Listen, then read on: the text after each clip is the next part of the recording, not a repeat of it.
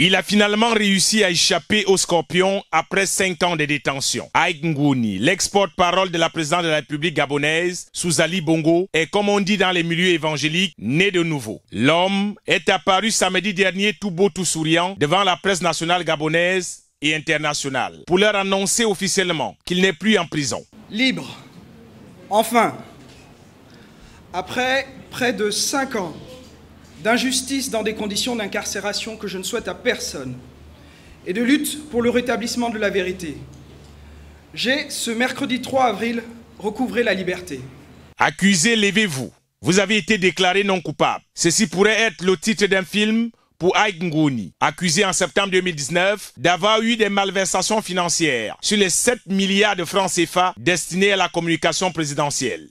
Monsieur Ike Ngououni Aïla Oswald, non coupable du délit de concussion.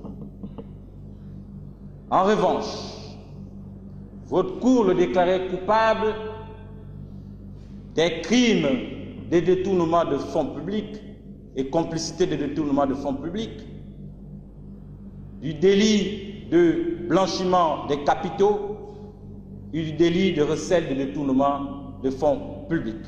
Très souvent pointé du doigt, comme l'un des jeunes Gabonais de la Jet 7 du temps d'Ali Bongo, le Golden Boy a été libéré le 3 avril dernier de la prison centrale de Libreville. Il n'a pas manqué de fustiger les conditions de détention qu'il juge inhumaines. Je profite de cette occasion pour souligner l'urgence qu'il y a à améliorer les conditions de détention au Gabon. Les prisonniers aussi ont droit à de la dignité. C'est une absolue nécessité. Tout comme il est nécessaire et urgent de mettre en œuvre une politique de réinsertion efficace, en particulier pour nos jeunes, ou encore d'améliorer les conditions d'exercice des agents de la sécurité pénitentiaire.